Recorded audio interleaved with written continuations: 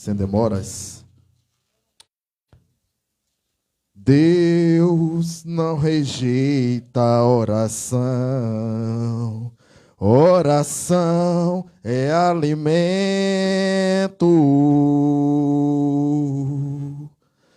Nunca vi um justo sem resposta ou ficar no sofrimento.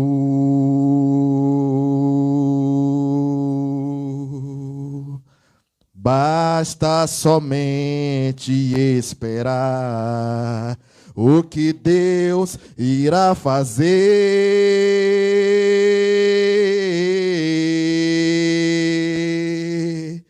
Quando Ele estende as tuas mãos, é a hora de vencer. Então louve, simplesmente louve. Tá chorando, louve. Precisa ouvir. Tá chorando, louve. Não importa, louve. Teu louvor invade o céu. E vai na frente, abrindo os caminhos, quebrando a corrente, tirando os espinhos, ordena os anjos pra contigo lutar. Ele abre as portas pra ninguém mais fechar. Ele trabalha pra quem nele confia, caminha contigo de noite ou de dia.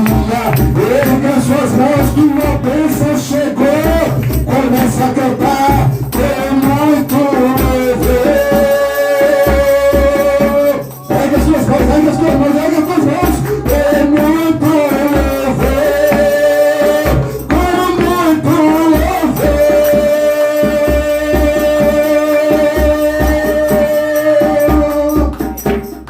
Amém. E as palmas agradecem ao Senhor Jesus Cristo. Vamos fazer a leitura da palavra aqui, que fica em 1 Reis, capítulo de número 17, meus irmãos. 1 Reis, capítulo 17 diz... Eu vou bem devagar, tá bom?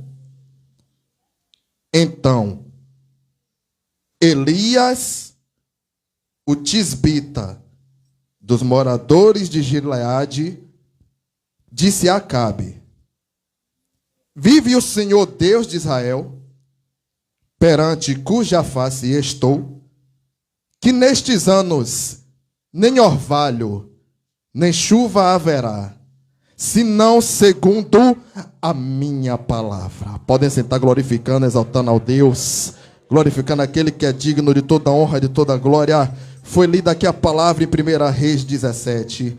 E bem verdade é. Não, irmão, aquele? É aquele?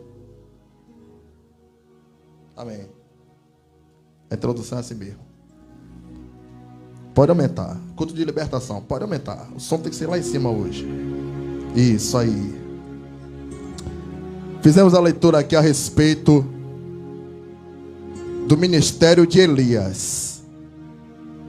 Elias, profeta esse do Senhor, que era um profeta destemido, essa é a verdade. Uma das qualidades de Elias é que ele era um profeta destemido. Por quê? Elias não é como nós nos dias de hoje, que estamos na igreja com terno, gravata, paletó, calça nova, calça velha, não sei.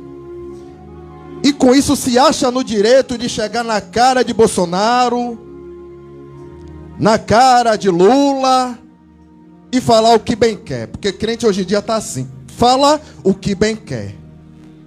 Elias não. Elias chegou perante o rei Acabe, mas ele foi com uma palavra que Deus ordenou que ele chegasse para o rei e falasse. Ele chega para Acabe e ele não fica apontando para Acabe e dizendo abobrinha.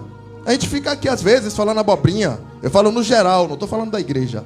No geral, falando abobrinha para Lula, falando abobrinha para Bolsonaro, sendo que às vezes o que a gente está falando não está surtindo efeito, porque a gente está condenando, a gente está apontando, a gente está julgando, a gente está afastando cada vez mais a pessoa da presença de Deus. Aqui não.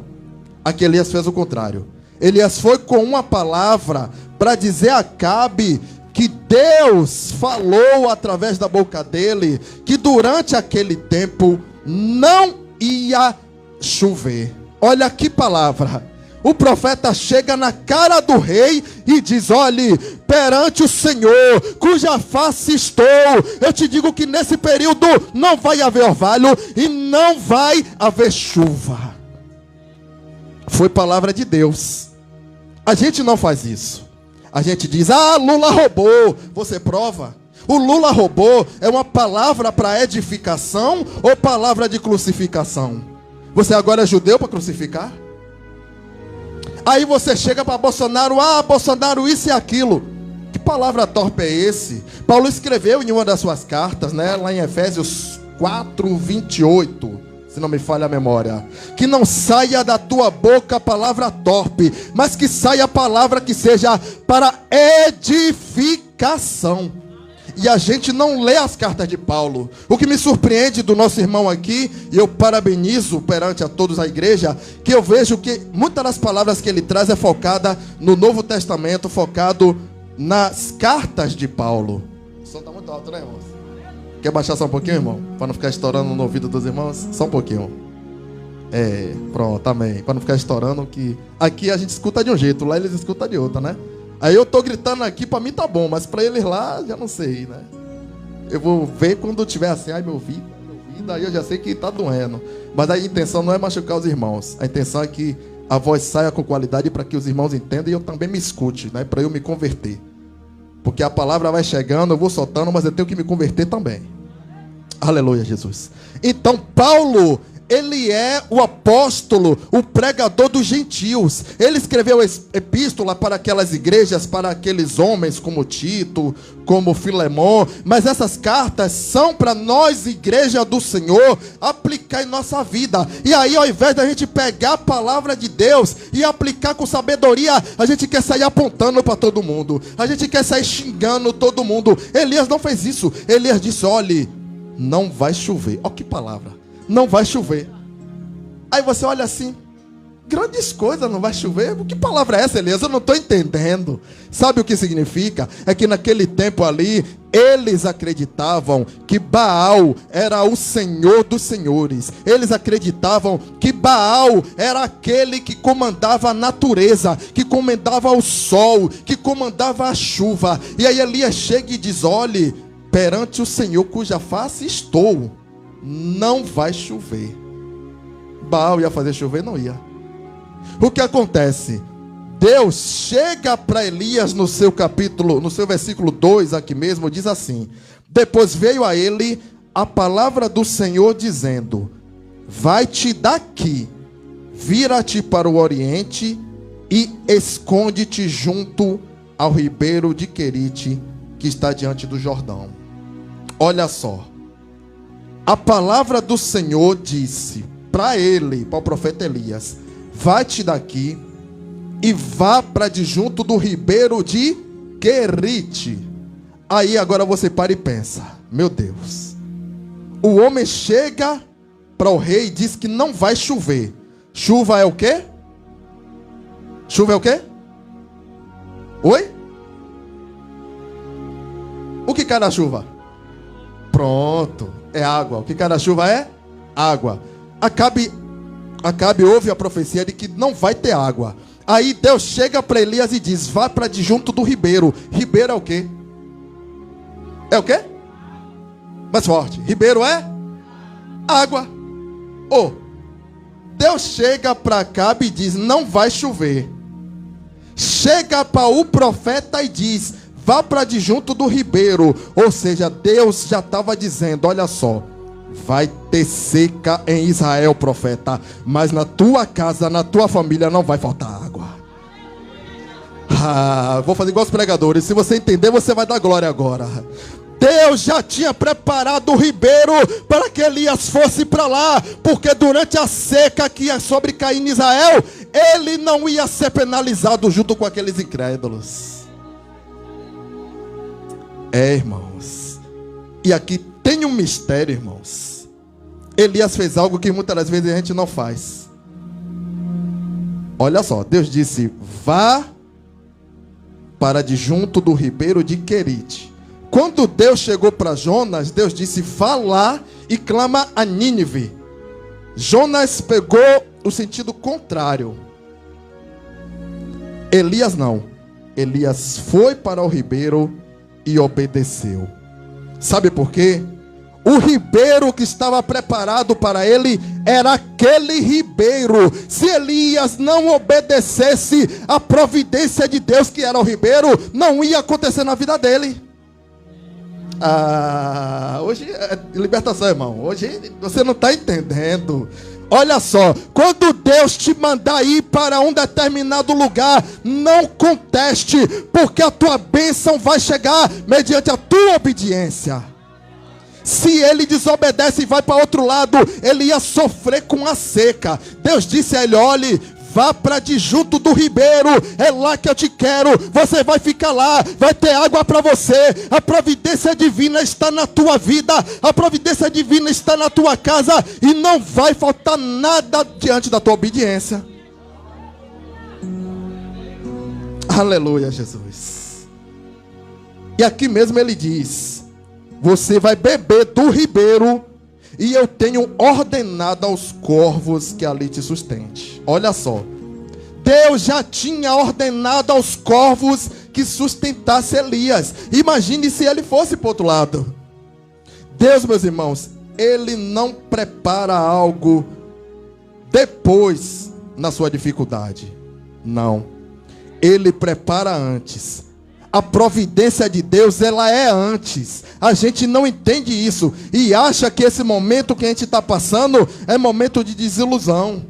Acha que é momento que tudo acabou, como já foi falado aqui com a nossa diaconisa Vanessa. E aí você não está entendendo que Elias foi para o ribeiro porque Deus ordenou. E aqui diz, ó: foi, pois, e fez conforme a palavra do Senhor. Ele foi, habitou junto ao ribeiro de Querite, que está diante do Jordão. No 6. E os corvos lhe traziam pão e carne pela manhã, como também pão e carne à noite. E ele bebia do ribeiro. No 7. E sucedeu que, passado dias, o ribeiro se secou, porque não tinha havido chuva na terra. Olha aí. Sabe o que é isso, irmãos? Deus, ele entra com uma providência, vou dizer assim, até redundante, provisória para a tua vida. Aquele ribeiro era uma provisão provisória de Deus para que Elias se firmasse ali por um período. Só que nós, como Elias, muitas das vezes, a gente se acomoda. A gente acha que o ribeiro é tudo que Deus tem pra gente. A gente acha que lá no ribeiro tá tudo massa. A gente acha que no ribeiro não preciso sair, porque a Bíblia não diz que ele saiu para caçar, não diz que ele saiu para pescar, que ele foi caçar. Não, os corvos alimentavam ele. Então a gente muitas das vezes cai no comodismo achando que esse estado que nós estamos é tudo que Deus tem pra gente, mas não é, irmãos. É forte, mas não é, irmãos. Ali foi uma provisão provisória para Elias. Era para Elias ficar ali por um momento. Sabe por quê? Porque no momento de Deus, a palavra acabou de dizer, o ribeiro secou. E aí? O ribeiro secou. E olha o que diz aqui, o próximo versículo 8. Então veio a ele a palavra do Senhor dizendo: levanta-te e vai a Serepta, que é de Sidom. Até aí, irmãos, olha só. Vamos entender esse versículo. Elias estava no ribeiro, tendo água, sendo alimentado pelos corvos. Tudo certo para ele. Elias não tinha trabalho nenhum. Elias se acomodou como a gente se acomoda, achando que aquilo ali é tudo que Deus tem para a gente. Só que aí Deus faz o seu ribeiro secar. Você não entendeu não. Deus bota você no ribeiro, Deus faz o teu ribeiro secar, e depois que o ribeiro seca, ele volta a falar com Elias. Depois que o ribeiro secou, ele voltou a falar com Elias. Muitas das vezes, como já foi falado aqui, a gente entra no comodismo, irmão. para mim tá bem, estou sendo alimentado, tá dando para pagar minhas contas. E aí você para de buscar Deus. Você para de ouvir a voz do Senhor Jesus. Você para de ouvir as ordenanças de Deus. Aí ele te bota, ele seca o teu ribeiro e ele passa a falar com você, para você entender que aquele ribeiro não é tudo na tua vida. Por que você vai se contentar com o ribeiro se Deus tem algo maior para a tua vida? O povo de Israel se contentou com maná.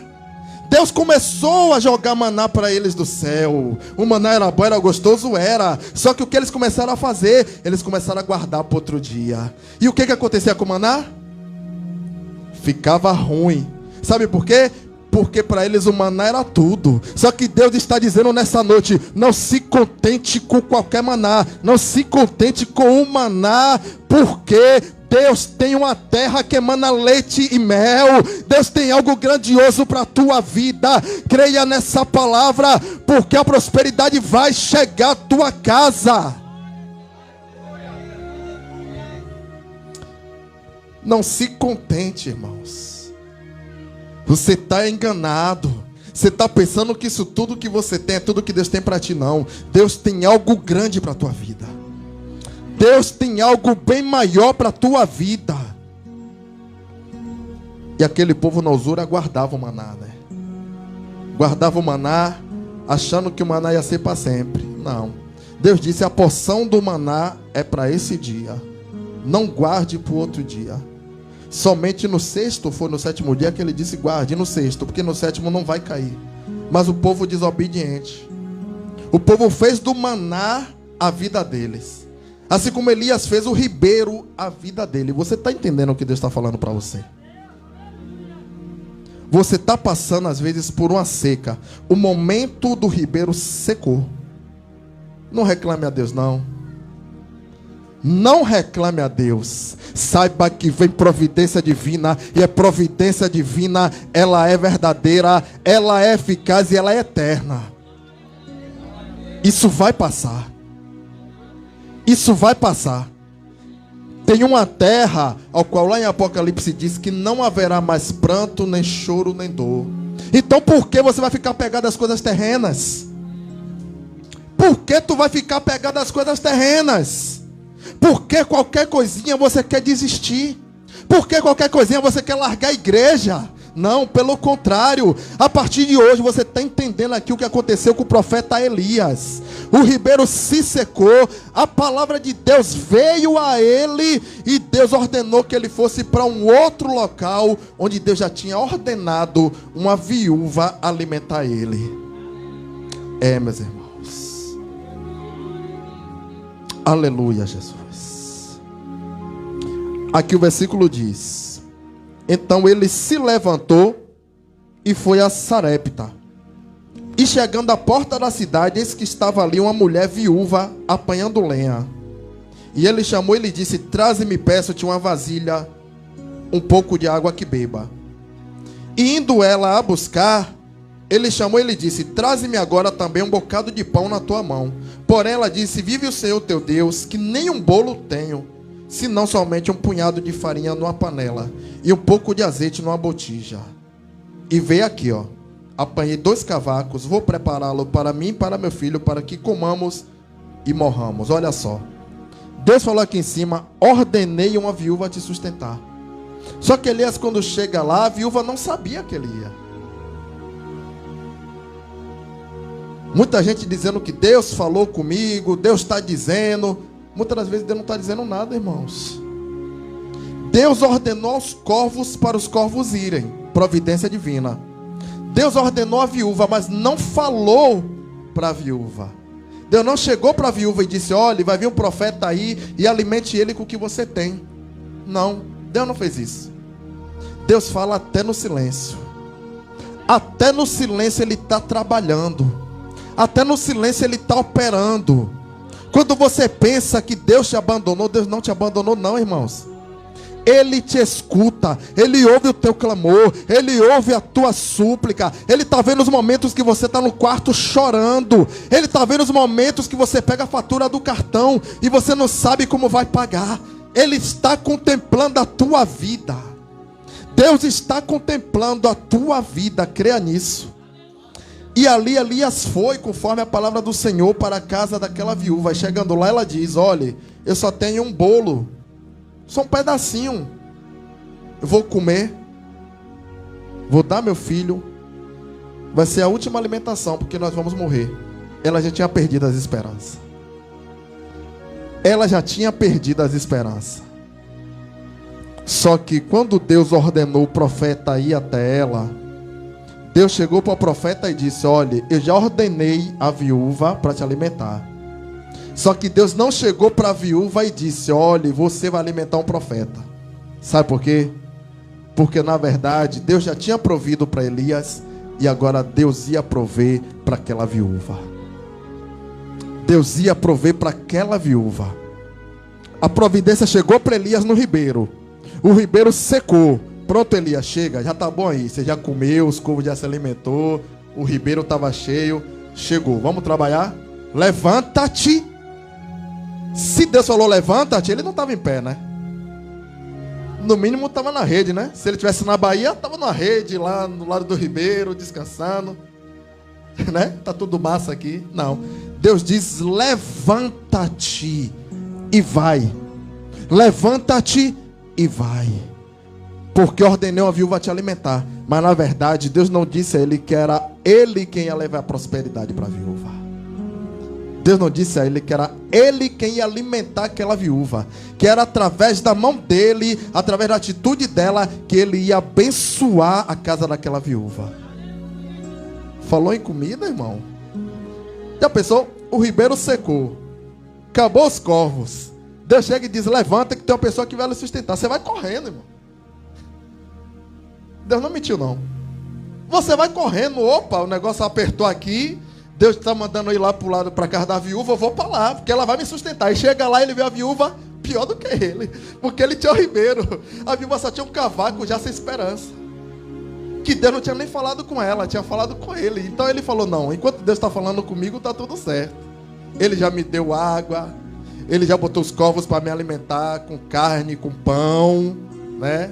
Ele está tranquilo. Agora Deus está mandando ir para lá, eu vou. Mas para a viúva Deus não disse nada. Aí a viúva só tinha um pouquinho de farinha. Ainda chega um varão que ela não conhecia para comer também. E ele já chega dizendo: vai, prepare para mim. Prepare para mim. Aí ela: ô moça, só tem esse pedacinho aqui que eu vou fazer para mim, para meu filho. Nós vamos comer e vamos morrer. Aí no 12 ele diz: porém vive o Senhor teu Deus. Perdão, irmãos, no 13. Elias lhe disse: não tema, vá e faz conforme a tua palavra. Porém, faze disso primeiro para mim um bolo pequeno e traze-mo para fora. Depois fará para ti e para teu filho. Porque assim diz o Senhor: levanta a tua mão, levanta a tua mão, levanta a tua mão. Porque assim diz o Senhor, Deus de Israel: a farinha da panela não se acabará, e o azeite na botija não faltará, até o dia que o Senhor der chuva sobre a tua terra. E levanta a tua mão, levanta a tua mão, levanta a tua mão, levanta a tua mão. Não faltará na tua casa. Deus está fazendo prosperar, a prosperidade está chegando, em nome de Jesus. Creia que nenhum mal chegará à tua tenda, praga alguma se sucederá. Deus está trazendo prosperidade em nome de Jesus. Creia que não vai faltar o azeite, não vai faltar a farinha, mas faça conforme a palavra do Senhor. Deus chega para Josué e diz: olhe, Josué 1:8, se andares conforme a minha palavra, não faltará nada no teu caminho. Aonde você pisar será próspero, aonde você botar tuas mãos será próspero, mas segue a minha palavra.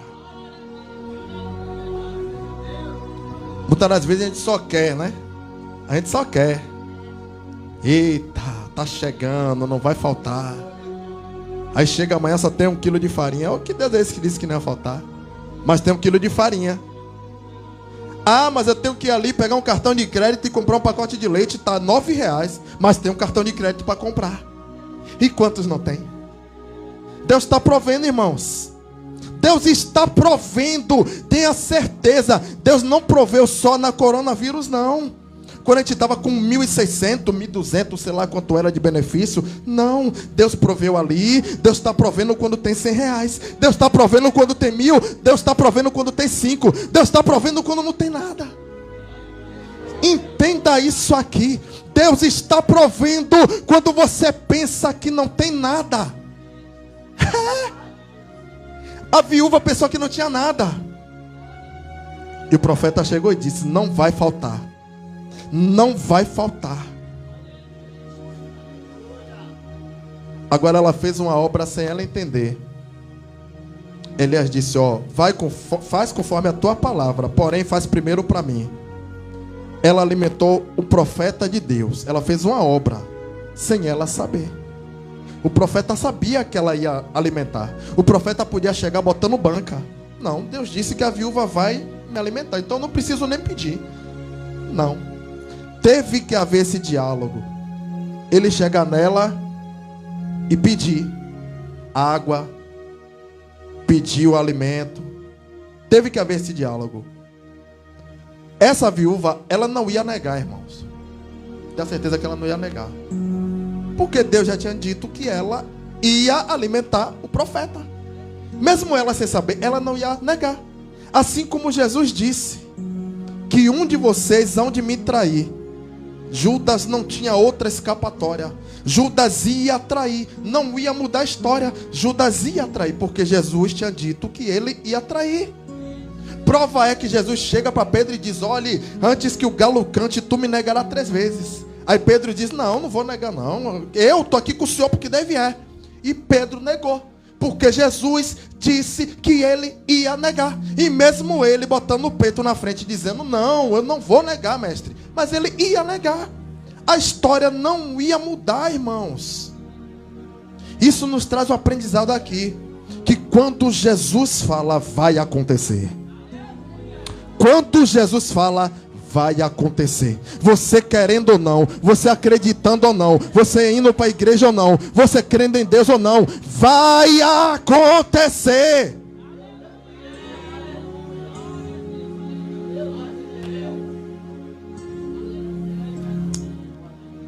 Aleluia, Pai. Obrigado, meu Deus, por essa palavra.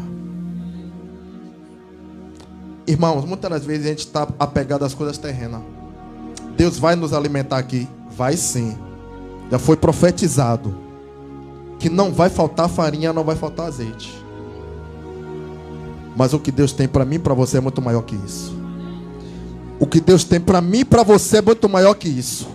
É uma terra que você não vai sentir fome.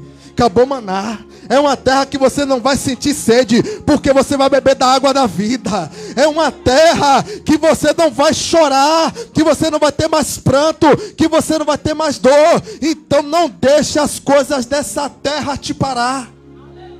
Não deixe Satanás, oh aleluia, não deixe o demônio dizer que é aqui o teu lugar e acabou. Não deixe. Não se conforme. Paulo também escreveu, né, irmão, em uma das suas cartas: não se conforme com as coisas desse mundo. Se tiver, glorifique. Se não tiver, glorifique. Persista. Ajude o teu irmão. Ajude o teu irmão. Perdoe e será perdoado. Ame, porque Cristo nos amou primeiro. A providência de Deus, muitas das vezes, ela é uma providência provisória. Já aprendemos hoje. Ela é uma providência provisória. Você vai para perto ali do Querite, pro Ribeiro, né? Você vai pro Ribeiro. Você vai ter água. Você vai ter os corvos te alimentando. Mas você não pode parar. Elias parou. Elias parou. E Deus não falou mais com ele. Vocês viram que não falou. Enquanto estava tendo água, enquanto estava tendo corvo alimentando, Deus não estava falando com ele. Elias estava deitado, sossegado, porque estava tudo bem. Ele estava sendo alimentado. O bicho pegando lá em Israel, porque ele já tinha profetizado que não ia ter chuva, não ia ter água. E ele estava acomodado. Aí Deus fala: irmão. Meu querido. chega. E aí seca o ribeiro. Aí agora Deus chega para ele e volta a falar com ele. E a primeira ordem que Deus diz é: levanta-te. Está sossegado por quê? Está parando por quê? Pare e pense aí. Eu tô parando por quê? O que é que está me paralisando? O que é que está me trazendo conforto? Por que eu estou confortável assim? Oh glória. Por que eu parei? Por que eu não estou ouvindo a voz de Deus? Toda vez você até pensa que é Ele, mas não é Ele. Por que Deus não me responde? Não é assim que a gente faz? E aí vou aproveitar ali que tem uns 5 minutos para entrar em um tema de uma futura pregação em nome do Senhor Jesus, que fala a respeito de Tomé. Tomé, ele chegou nesse momento aqui, que muitas das vezes a gente passa por esse momento. Jesus parou de falar comigo. O que está acontecendo? Tomé tinha Jesus como referência de supremacia. Tomé tinha Jesus como o super-herói dele. Tomé acreditava que não ia acontecer nada com Jesus, porque ele era o Filho de Deus. E aí Tomé pega e vê Jesus preso na cruz, sendo humilhado, sendo cuspido, sendo chicoteado. E Tomé está ali sem poder fazer nada. Meu Deus, como é que o meu líder, como é que o meu mestre está passando por aquilo ali, eu não posso fazer nada. Ninguém nunca pensou dessa forma com Tomé. Lá em Atos, quando Jesus ressuscita e volta aos discípulos, diz que estavam todos reunidos, menos Tomé. Por que Tomé não estava? A gente nunca perguntou isso. Por que Tomé não estava naquela reunião? Tomé passou a desacreditar. A gente faz isso, irmão. É só um cartão estourar. Meu Deus, por quê? A gente está diferente de Tomé. O ônibus passa ali, está chovendo, né? E joga lama em cima da gente. A gente, meu Deus, por quê? Eu estava indo pregar. Tomé fez isso. Aí Jesus Cristo chega aos 10, né, que Tomé não estava, e Judas já tinha se enforcado. E os discípulos chegam e dizem: olha Tomé, quando Tomé aparece finalmente, os discípulos chegam e dizem: olha, o mestre esteve aqui. Todo mundo viu, só não Tomé. E Tomé já está para baixo, Tomé já está triste, já está chateado. Aí os outros chegam: ouvimos Jesus. Aí Tomé diz: não, eu só vou acreditar se eu tocar na mão, se eu ver a mão e o furo, e eu sentir, aí eu vou acreditar que é ele. Tomé estava errado, irmãos? Tomé não estava errado. Eu e você faria o mesmo. Ou pior, minha irmã, obrigado. Eu tenho 2 minutinhos ali para concluir essa mensagem. Ou pior, a gente fazia. Quer dizer, o cara já está para baixo, você acaba de... Foi o que fizeram com Tomé. Aí você vai dizer: ah, mas presbítero, mas irmão, Jesus disse que ele era incrédulo. Ele caiu na incredulidade porque eu acabei de dizer que ele viu o mestre dele crucificado. Tomé fez uma coisa que ninguém fez. Abre rapidinho a tua Bíblia aí em João 11:16. João 11:16. Para finalizar, quando Jesus estava voltando para Jerusalém para ressuscitar Lázaro, os discípulos ficaram com medo e disseram: mestre, você vai voltar para lá? Queriam te apedrejar agora há pouco, tu vai voltar para lá? É sério isso? Ficaram contestando Jesus. E Jesus disse: eu tinha que ir para ressuscitar. Aí no 16, João 11:16, disse pois Tomé, chamado Dídimo, aos condiscípulos: vamos nós também para morrermos com ele. Tomé disse: vamos nós também para morrermos com ele. Enquanto todos estavam com medo, Tomé foi o único corajoso que disse: vamos com Jesus para morrer com ele. E ninguém prega. Ah, ele é incrédulo. Está aqui a prova que não era. Só que muitas das vezes, pelo mestre está sendo crucificado, está sendo chicoteado, Tomé desacreditou. E aí Jesus diz: olhe, não seja incrédulo, crê porque viste, bem-aventurados que crê sem ver. Então trago para os irmãos essa palavra, porque a gente precisa observar as coisas e parar de julgar, irmãos. A gente precisa parar de julgar, amém? Passei 2 minutinhos ali, peço desculpa à minha pastora, né? Que eu gosto de cumprir o horário, mas eu precisava trazer essa reflexão para a igreja. A prosperidade vai vir, mas anda no caminho do Senhor. Faz a vontade de Deus. Olha o outro com mais carinho, porque você está precisando, eu estou precisando, mas tem gente que está precisando mais, tá bom? E através disso, após a oração, eu vou passar um comunicado para a igreja, tá bom? A respeito dessa pregação aqui. Que Deus vos abençoe.